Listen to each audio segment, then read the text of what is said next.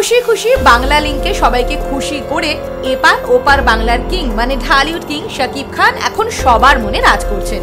এছাড়া তার দর্শকদের ও ফ্যানেদের তিনি সবসময় সারপ্রাইজ দিতে থাকেন। এই যেমন ধরুন কদিন আগেই যখন প্রকাশ্যে এলো হীরাচুনি পান্না, মনের জ্বালা, ফুল টু ফাইনালের পর শাকিব খানকে আবার দেখা যাবে আফসারির আপকামিং ফিল্ম টাইগারে, তখনই শাকিব ভক্তরা আবার রেডি হয়ে বসলেন তাদের গুরুদেবের জন্য হল হাউসফুল করতে। কিন্তু তার আগেই তো প্রেম দিবস মানে ভ্যালেন্টাইন ডে, তাহলে কি করে শাকিব খান ভালোবাসা না ছড়িয়ে পারেন? তাই ভালোবেসে ভালোবাসা ছড়াতে শাকিব, রোদেলা ফারিয়া অভিনীত শাহেনশা মুক্তি পাবে 15ই ফেব্রুয়ারি।